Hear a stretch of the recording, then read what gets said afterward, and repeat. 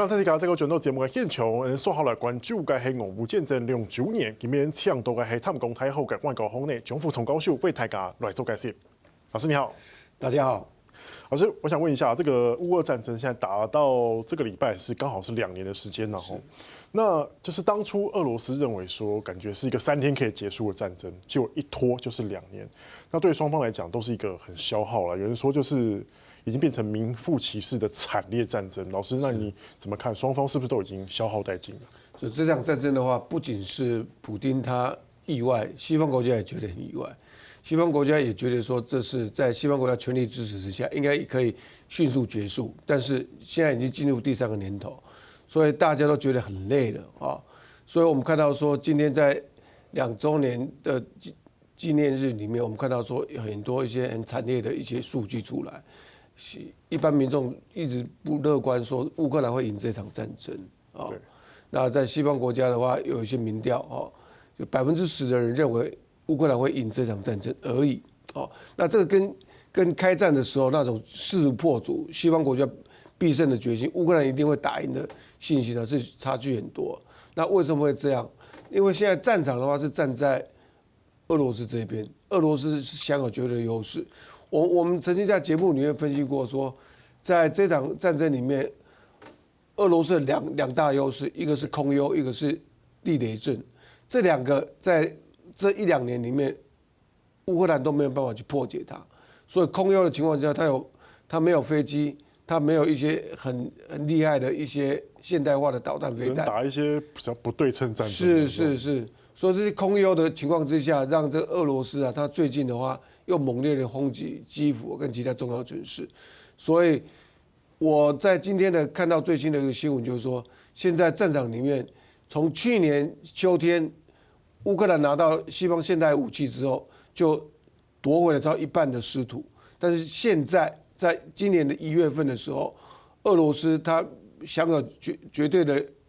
炮弹的优势啊，所以它慢慢已经有挺进了，又在往前挺进了，又往前挺进了，又攻了一些土地啊，所以这对乌克兰是真的是不太乐观的啊。那在这场战争，我看到说现在最关键的就是缺少弹药。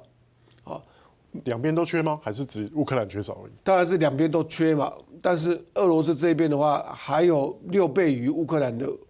的炮弹量啊，所以说我们看到说，今天攻打落在乌克兰土地里面的飞弹啊，大概是6-1了啊，就是乌克兰挨6封这个俄罗斯的飞弹攻击，它反击1封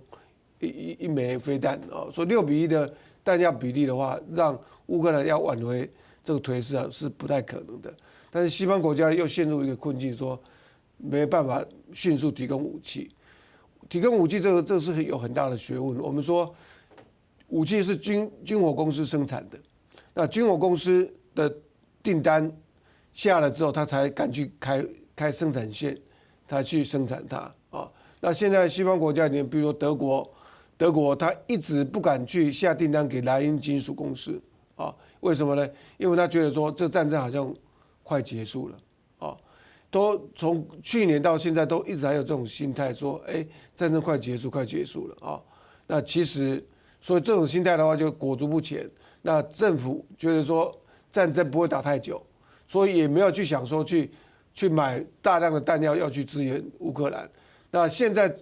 战争前线反映出来的消息说，严重的弹药不足的情况之下，那德国西方国家要下订单给军火公司去生产弹药，快的话也要2-3个礼拜，慢的话要3-4个月才有新的弹药才能够支援乌克兰。所以现在的窘境里面最棘手就是西方的弹药要赶快去支援乌克兰的话，才能够扭转这个颓势。老师讲到这个西方的弹药，我们看到其实美国的态度就很关键因为毕竟它是大宗嘛。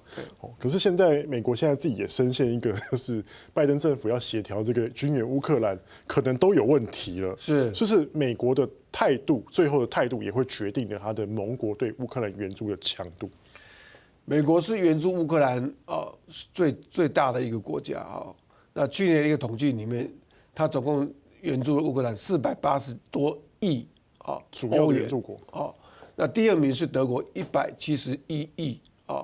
欧元的援助。那这两个最大的国家在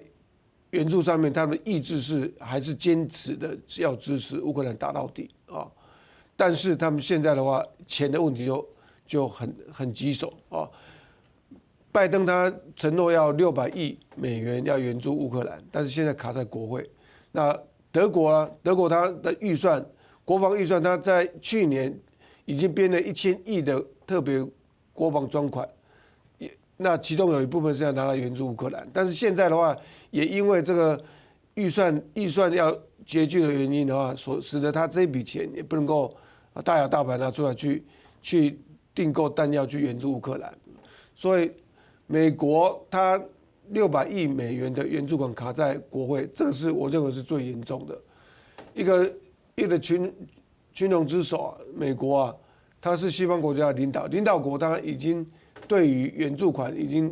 经出现这么大问题啊，所以欧洲国家他们跟着说怀疑说是不是这场战争美国不要打了哦，或者是现在川普的声势很高嘛哦。那欧洲国家现在一直在担心说，川普的论调里面他们是很清楚的啊。川普说，如果说他上台之后48小时之内要让乌克兰战争结束哦，他可能就是要停止所有的军事援助。那这个动作刚好是符合普丁的一个哲学。是，普丁认为说，今天要和谈可以，大家要放下话干给我一搏可以，那就是关键的因素就是西方要停止援助乌克兰。所以川普如果说采取了这个动作，停止对乌克兰援助，那会不会骨牌效应？欧洲国家也跟着不援助乌克兰，那没有西方的援助，乌克兰是绝对打不下去了。那正好是合普丁的意啊，可以迅速结束这场战争。那川普因素啊，是对乌克兰战争是很不利的。那对欧洲国家，他也想象非常多啊。川普上来之后，他要欧洲国家自己去用自己的钱去保护自己，不要靠着美国的核武的保护伞来维持安全。所以在这个川普旋风的情况之下，德国他已经掀起了要发展自己的核子武器的一个浪潮。那当然说这是禁忌嘛，但是现在德国政界里面他认为说，唯有核子武器，自己发展核子武器才能够保护德国。现在欧洲有掀起一个要武器自给论的这个论调出现了。没有错。那所以说这个方向来看的话，就是能够刺激欧洲国家去建构自主的一个军力啊，所谓的欧洲军队。所以欧洲联盟它最近也是兴致勃勃，在很多场合里面提到说，我们应该卯起劲来增加国防支出，增加研究经费，然后发展自己的欧洲军队。那欧洲军队的成立啊，其实是要有很多因素的配合才能够成功的啊。比如说最主要就是要政治意愿一定要到啊。政治意愿要到，大家认为说这个时候大家要一起出钱出力来发展欧洲军队，但是现在我们看到说，匈牙利、斯洛伐克啊这些亲欧洲、亲俄罗斯的、亲川普的这些国家，他认为说现在不用去发展武器去对付这俄罗斯嘛啊，所以这个政治意愿不是很一致的情况之下，欧洲联盟在发展军事合作里面要一致决。所以我认为是不太乐观的了。而且你看到一场乌俄战争哦，造成这个欧洲对他们整个战略的思维可能再重新再思考，然后可能就是要减少对美国的依赖。但我们看到说这场战争其实也改变了整个世界的供应链，包括因为它刚好也碰到疫情的期间。是。然后呢，大家本来会以为说哦，大制裁俄罗斯，俄罗斯就会弹尽粮绝，结果没有。然后呢，俄罗斯断气，然后以为这个欧洲会度过寒冬，可是现在看起来，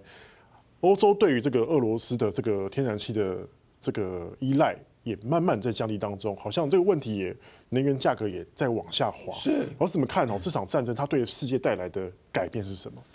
你谈到制裁这个东西啊，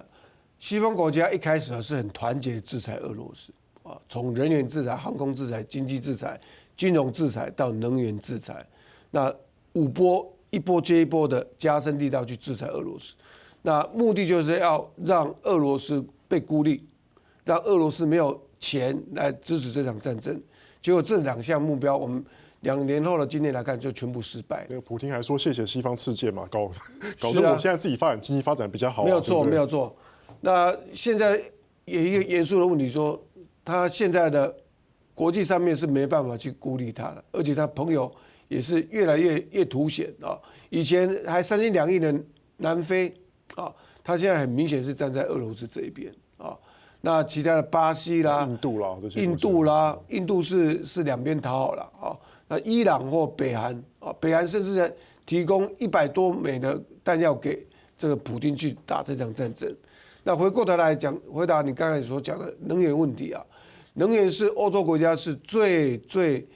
合作的一种做法。我们说北溪1号、北溪2号，这个天然气的石油管已经盖好了，花了好几百亿。那现在为了要制裁俄罗斯啊，这两条路线都把它切掉。那石油、天然气的制裁，那现在我们看到说价格下降，而且普丁他也能够从国际市场里面去继续卖他的石油，从石油里面去赚钱。原因是西方充满了破口啊，比如说中国跟印度啊，甚至欧洲国家也辗转了从印度或中国里面去买这些石油啊。所以这些能源制裁看起来好像大家很合作，对双向来讲，其实影响都慢慢的在递减当中。那俄罗斯它也得利于说国际石油价格它维持在一定的高点，所以它有这些大订单从中国跟印度来，再从黑市里面从欧洲里面再获得这些石油收入的时候，它现在能够用在乌克兰战争里面的钱呢是越来越多，那这是西方国家最顾虑的一个地方。所以这总体来讲，其实这场战争改变了一个全球的供应链的一个结构，然后也改变了这个各种不同的战略思维跟目标。俄罗斯感觉越养越肥了。好，那我们来看，就是最近啊，就是这也难怪说，就是只有10%欧洲民众认为说，就是乌克兰有可能会打赢，对不对？因为这个结构实在太复杂了。那最近就是有个声音，就是说马克宏不是之前嘛，前几天才说，是不是就是直接派兵去乌克兰了？但现在看起来好像就是盟国也不太赞成。老师，那你怎么观察？那你觉得说这场战争，我们先不要看它会怎么结束，我们说短期之内它可能还会有什么样变化？是马克宏提出说要派遣地面部队进入乌克兰去帮助乌克兰打这场战争了，那这是很明显踩到红线了啊！在2022年2月20号战争爆发的当天，美国跟欧洲国家的红线就画得非常清楚，绝对不派地面部队进入，因为派地面部队进去的话，就让这场战争激化，等于是直接跟俄罗斯迅速跟北约的部队、北约的国家跟俄罗斯之间交战，那第3次世界大战真的可能会是爆发了啊！所以为什么马克宏会在这个时候会提这个建议？我们来看一下，他提出的一个地点是在巴黎，他在主持一个支援支持乌克兰国际会议里面抛出了这个 issue 啊，要倡议说要派地面部队进去。那我想他应该心知肚明，这是不会被支持的啊，但是他看到说现在战场上面的话，情况是对乌克兰相当不利。那西方国家这些弹药又不能够迅速接上去的情况之下，他才抛出了这个不可能的一个作为，等于是表达我还是支持你，是这样的意思。所以说他是表达他作为东道主的一个身份，他提出这个倡议啊。那第二个也反映说，在军事发展上面，法国都是要当老大、当领导国啊，所以说他抛出这个 issue， 要带领德国、带领其他欧洲国家来面对这个乌克兰战争问题。因为在这个整个战场里面，我们这2年看起来，媒体的焦点大部分是放在德国，而不在法国，所以让法国觉得说，这个军事方面的这个马首是瞻的地位，好像要让手给德国，所以他有一种竞争的情势，要抛出这个倡议，要地面部队进去啊。那第3个就反映说，他这个政策是很不切实际的。